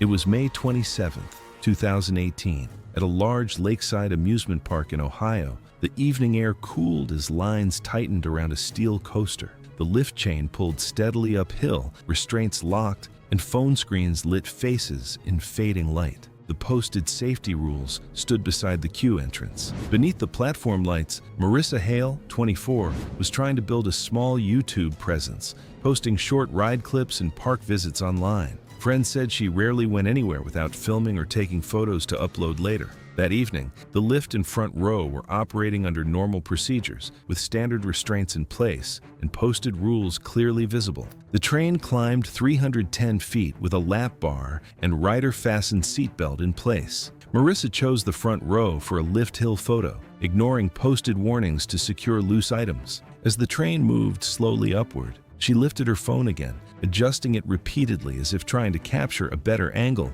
while the structure rose behind her. A breeze moved across the structure as the train rose above the midway. Near the upper third of the lift, her phone slipped from her hand, bounced once, and slid forward along the smooth fiberglass floor toward the front cowling. Riders behind her later said they saw her shoulders dip as she leaned down to reach for it. Waiting until the train returned to the station would have meant losing immediate access to the phone. Marissa reached farther and unbuckled her seatbelt, which is rider-controlled and not electronically monitored on that model. The lap bar remained lowered, but her hips lifted partially off the seat and her weight shifted forward. She braced one foot against the floor and extended her arm again. The chain continued pulling the train upward, link by link. As she stretched, her shoe lost traction on the smooth surface. Without her hips fully positioned beneath the lap restraint, her body slid forward more than the restraint was designed to allow. She attempted to lower herself back into position, but she remained partially raised as the train approached the crest. At the top, the track leveled briefly and then angled downward into the first drop. Riders felt the expected moment of reduced weight as gravity began to pull the train over. Because she was not fully seated, her torso continued moving forward and cleared the front cowling. 2 riders in the second row later reported seeing her upper body move beyond the front edge just before the drop transition. She fell from near the crest, approximately 250 to 300 feet above ground level, consistent with the ride's height. The initial impact occurred against a steel support beam, which changed her direction and reduced some forward momentum. She then struck a graded maintenance platform below. Witnesses on the midway described a heavy impact, followed by immediate stillness. The operator initiated an emergency stop once alerted, and Park Communications contacted emergency services immediately.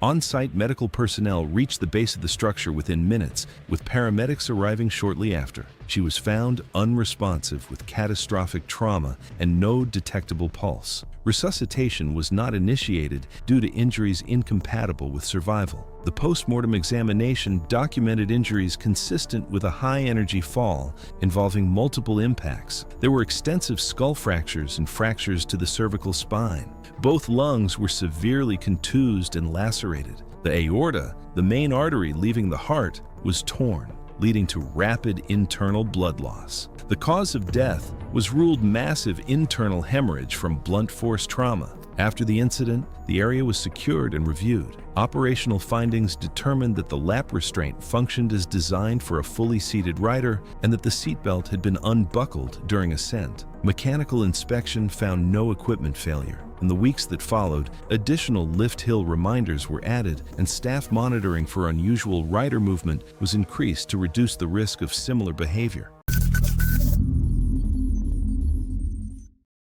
It was June 2016 at an outdoor water park in Florida.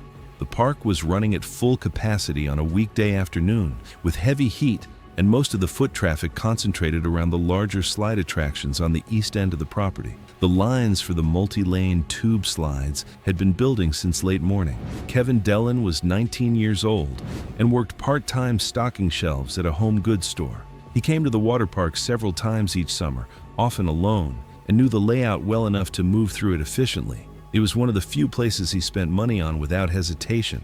He had a habit of approaching rides in a way that suggested the standard experience was never quite enough and had been corrected by attendants at least twice earlier that same visit for attempting to modify how a ride was used. The attraction was a 6-lane open-top tube slide where riders descended a 220-foot flume into a runout pool designed for one rider and one tube at a time.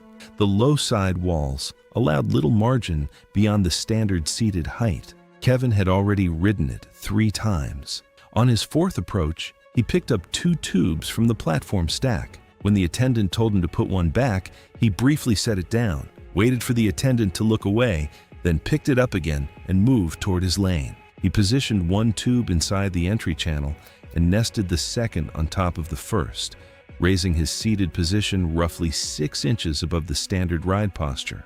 The combined stack was less stable than a single tube because the upper tube had no fixed connection to the lower one and could shift independently under lateral force. The attendant noticed and moved toward him, but Kevin pushed off before he could be stopped. The attendant radioed the base of the slide. The flume was open top for its entire length on this particular attraction, with sidewalls approximately 14 inches above the water channel floor. At the standard seated height, a rider's torso clears the wall by only a few inches, which is enough when the tube stays centered in the channel. Kevin's elevated position changed that margin entirely. His torso sat several inches above the wall line before the ride even began moving at speed. Within the first 30 feet, at a banked left curve, the stacked tube configuration shifted toward the outer wall under lateral force. The upper tube slid outward, and the lower tube's outer edge made contact with the top of the sidewall. Kevin, seated above the normal ride line, tipped over the outer wall of the flume. He fell approximately 9 feet onto the concrete service apron running alongside the slide structure, landing on his right shoulder and chest. The upper tube separated and continued down the slide independently. Riders in adjacent lanes and several people on the platform above observed him go over the wall. Attendants at the base had already been alerted by radio and reached him within seconds of the fall. By the time the attendant reached the base platform, Kevin lay motionless on the concrete service apron beside the slide structure.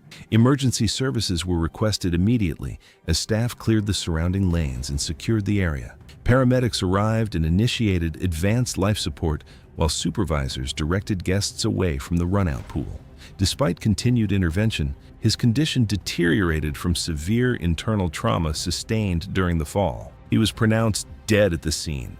Investigators later confirmed that Kevin had intentionally stacked 2 tubes despite repeated instruction from staff, raising his seated position above the flume wall and reducing lateral stability during the first banked turn.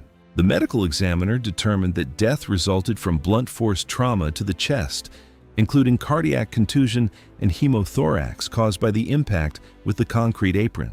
Following the incident, the park modified tube storage procedures to prevent riders from removing more than 1 tube at a time. It was August 3rd, 2016, at a large coastal amusement park in Southern California. The park was crowded, orderly, and calm until a brief careless decision unfolded in plain view. Mara Delaney was 29 and worked overnight in a customer-facing supervisory role, a job that demanded calm authority under constant exhaustion.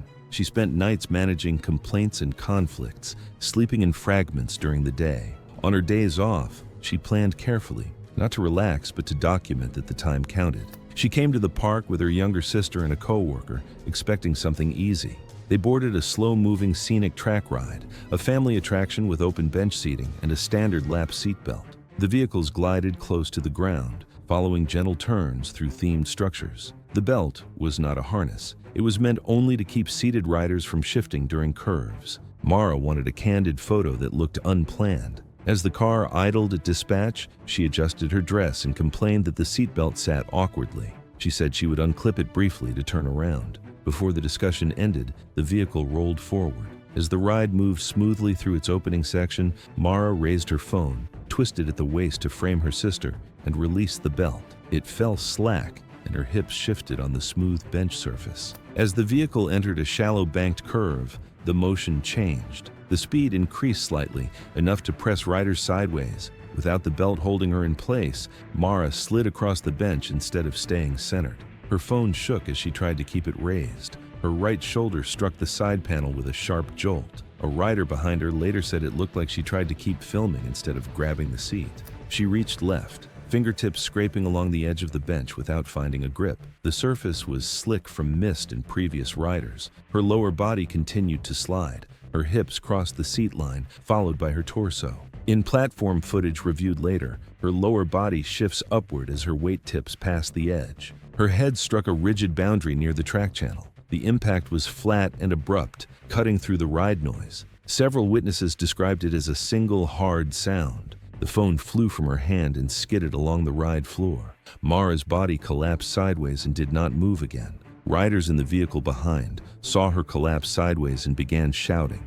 Several guests along the walkway pointed as the ride slowed and stopped within seconds. Operators hit emergency controls and called for medical response. Park security arrived quickly, followed by paramedics who assessed the vehicle where it sat on the track. Mara showed no signs of recovery. Paramedics assessed her where the vehicle stopped and pronounced her dead at the scene. Video recorded by nearby guests did not capture the impact itself, but showed her turning, releasing the belt, and slumping as the car entered the curve. Her final position in the seat and the recovered phone corroborated the sequence of events. The coroner ruled the cause of death to be severe blunt head trauma. The fatal injury was a fracture at the base of the skull caused by impact with a fixed edge, resulting in immediate loss of consciousness. There was extensive brain swelling and bleeding, injuries consistent with a sudden forceful strike rather than a fall from height. The investigation found the ride operated as designed. The seatbelt would have limited sideways movement if worn. Unbuckling removed the only restraint keeping her centered, and twisting during motion increased the sliding risk. No mechanical defects were identified. Her sister deleted most of the photos from that day and kept one unposted image from the parking lot, unfiltered and never shared.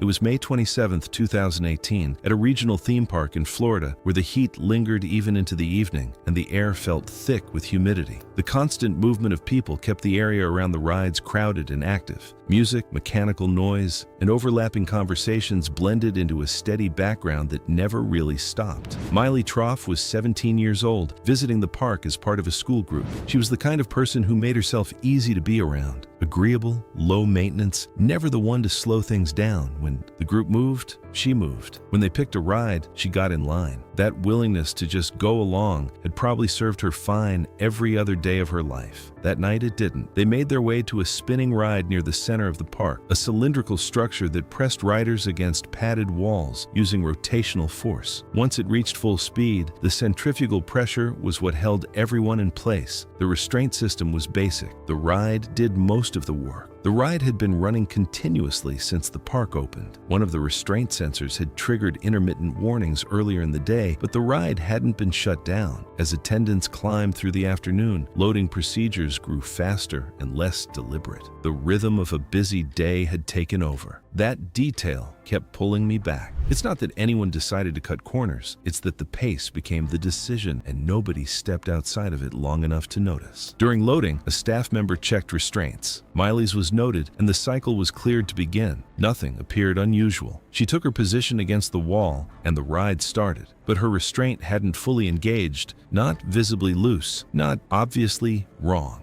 just not quite locked into the position it needed to be. As the ride built speed, the force pressed riders into the wall as expected. For most of them, it held. For Miley, the slight gap meant her body wasn't anchored the same way. As rotation fluctuated slightly, she began to shift, slowly, almost imperceptibly, downward along the wall. She felt it happening. People on the ride noticed her position changing, but didn't immediately understand what they were seeing. From the outside, it wasn't readable yet. A warning indicator activated on the operator's panel, but that same indicator had flagged earlier and resolved on its own. The operator waited to see if it would clear again. It didn't. She slid below the point where rotational force could hold her properly. Her lower body drifted toward the seam where the rotating floor met the vertical surface, a pinch point not intended for rider contact during normal operation. Once contact was made, the motion of the floor took over, and the ride was still spinning. A second staff member spotted the situation and called for a stop. The operator responded immediately, but at that speed, the braking system needed time. Several more seconds passed. By the time the ride stopped, the damage had already occurred. She was transported for emergency care, but later died from severe crush injuries. Internal review confirmed the restraint had not been fully secured. The warning indicator had been active before the stop. The rushed loading, the ignored sensor, the delayed response, none of it alone caused what happened. All of it together did. It's one thing to trust a system as a rider, but it's different when you're part of the system itself, when you're the one expected to know it's safe.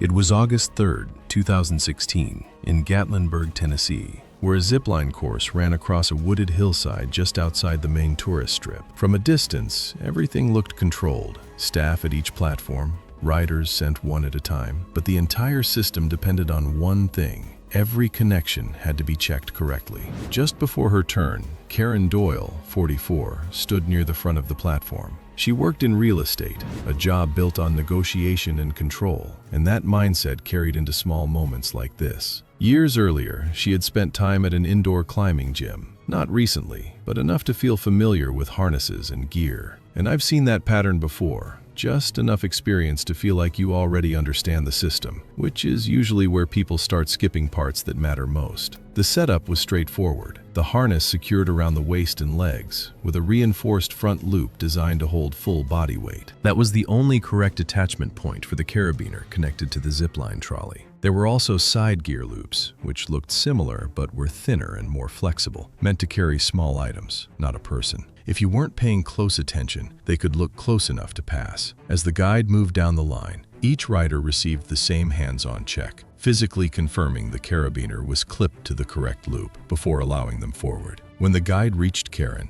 they leaned in to inspect her connection point. She stopped them mid-check. She told them she had already clipped it and gestured toward the carabiner, keeping her hand close to it. The guide explained they still needed to verify it physically. She didn't step aside. Instead, she shifted her body just enough to keep the front of the harness out of reach, repeating that it was already set. At the same time, the platform behind her was filling. The line tightened. The next group was already being staged, and another guide called out to keep dispatch moving. There was a brief pause. From the guide's position, the carabiner was visible and appeared attached. With pressure building to move the line, the check was treated as already completed. From the outside, everything still looked correct. The harness was on properly, the carabiner appeared clipped, and nothing stood out, but it was attached to the wrong point. Instead of the reinforced front loop, the carabiner had been clipped into a side gear loop that wasn't designed to support body weight. When her turn came, she stepped forward to the edge of the platform. The cable stretched out ahead, sloping downward toward the next station, with trees and uneven ground below. She leaned forward and stepped off, and for a fraction of a second, everything felt normal. Then the load transferred. The gear loop tore instantly under her full weight. There was no warning, no stretching, just immediate failure. The system did exactly what it was supposed to do, but the load was placed on a point that couldn't handle it. Instead of gliding forward, she dropped down the slope below the platform. The fall carried her roughly 50 to 60 feet through branches, rock, and uneven terrain. Her body struck multiple surfaces on the way down,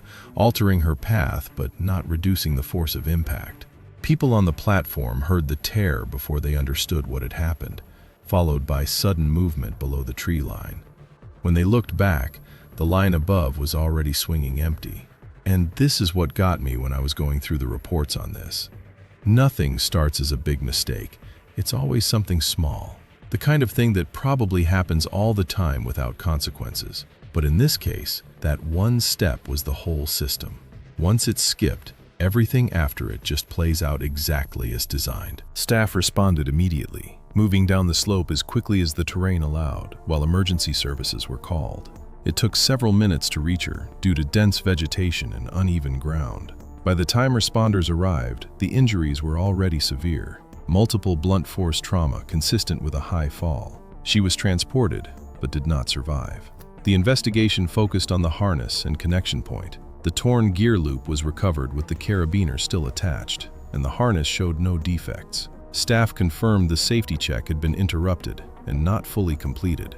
She had been told they needed to check, but she stopped it. Afterward, protocols were updated to require full, hands-on verification before every launch. Witnesses said everything had looked normal until it suddenly went quiet. It really just comes down to that moment. She was told they needed to check. It wasn't confusing or hidden. It was right there in front of her. And everything that happened after came from that one decision to not let it happen. It was June 2nd, 2017, in Anaheim, California. Inside the Sleeping Beauty Castle walkthrough, the space was tight and dim, with guests moving in a slow, steady line past glass displays. Everything about it was controlled: low ceilings, narrow paths, and constant flow. Nothing about it felt like a place where anything serious could happen. Eric Dalton, 29, had been in the park since late morning, moving from ride to ride without much of a break. He worked freelance jobs, the kind that came and went, and when something didn't meet expectations, it stuck with him longer than it should. By the time he reached the castle, that feeling had already built up. The walkthrough wasn't what he expected. No open towers, no wide views, just enclosed scenes behind glass, people passing through quickly, barely stopping. It felt more like a hallway than a castle. He kept moving, but the disappointment didn't go away. Halfway through, the path opened slightly into a small balcony area overlooking a lower section of the walkway. It wasn't meant for guests. A rope barrier and a small sign marked it for staff only. Most people didn't even look at it. They just kept moving with the line. Eric didn't. He stepped over the rope without hesitation, the same way people ignore small barriers when they don't feel serious. The space didn't offer much, just a slightly higher view of the same narrow path, but along the edge was a low, decorative ledge, built to look like part of the castle wall. It looked solid, stable, like something you could lean on. He walked up to it and rested his hand on top. It didn't move. No warning, no shift in weight, just a firm surface that felt real enough. Instead of stepping back, he turned and leaned his weight onto it, like someone taking a quick seat or bracing themselves for a better view. The balance wasn't there. The ledge wasn't designed to support that kind of weight, and the top surface had less grip than it looked. His center of gravity shifted past the edge, and without anything to catch himself on, his body tipped forward. From the level below, people saw it happen in a split second. One moment he was above them, just outside the normal path. The next, he dropped over the edge and hit the lower walkway hard. The sound cut through the space, sharp, immediate. Movement stopped. People turned, but for a second, no one reacted. It didn't register right away what had just happened. Staff reached the area quickly and cleared the walkway as emergency services were called. He was unresponsive when they got to him. Paramedics arrived within minutes, but the impact had already caused critical injuries. He was pronounced dead at the scene. The medical examiner later confirmed the cause of death as severe blunt force trauma from a fall, consistent with losing balance from an elevated position and landing directly onto a hard surface below. Investigators reviewed the area and found no structural failure. The barrier had been in place, clearly marking the section as restricted. The ledge itself was decorative, stable enough to appear real, but not intended for use, and not designed to support body weight or provide secure footing. And when you look at it like that, the decision itself was simple: stepping over a barrier and using something that wasn't meant to be used, or force anything open. He just assumed it was safe and acted on it. And I keep thinking about that because it's the kind of thing you see all the time. People testing something quickly and trusting it right after.